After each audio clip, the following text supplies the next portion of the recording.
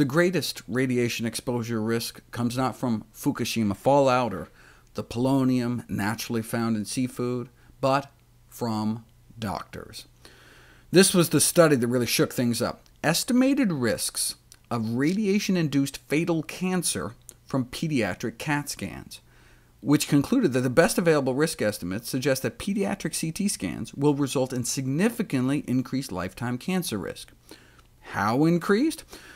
Well, in the United States, of the approximately 600,000 abdominal and head CT scans annually performed in children under the age 15, 500 of these individuals might ultimately not just get cancer, but die from cancer attributable to that CAT scan radiation.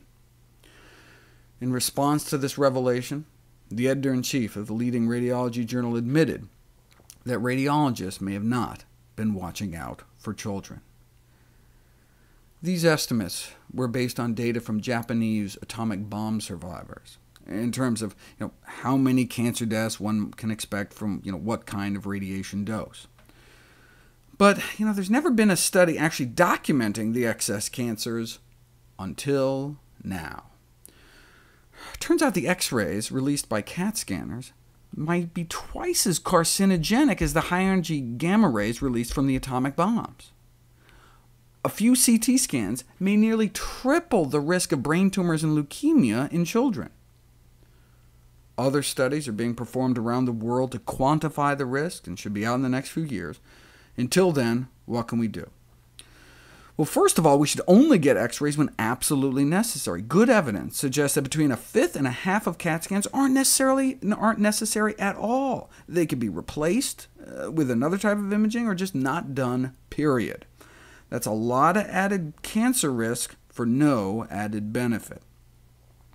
Now, this kind of CAT scan, okay, but this kind carries risk, the risk of developing cancer. After a single CT scan may be as high as 1 in 100 for a baby girl. It can take years for cancer to develop, so that's why the risk is lower in the elderly, since they have fewer years to live. The diagnostic medical radiation dealt out in 1 year is estimated to cause 2,800 breast cancers among women in the United States, and 25,000 or so other cancers. That's doctors causing cancer. One chest CT scan is like getting 400 chest X-rays, and a stress test heart scan can be like getting over 1,000 X-rays. Doctors need to communicate the risks of these procedures. For example, the risk of a chest CT is like the risk of having a car crash during 2,500 miles of highway driving, or of smoking 700 cigarettes. You pick up a pack of cigarettes and there's a warning label, right? But then you go in for a thallium heart scan, and no one minds telling you that the risk corresponds to smoking 1,400 cigarettes.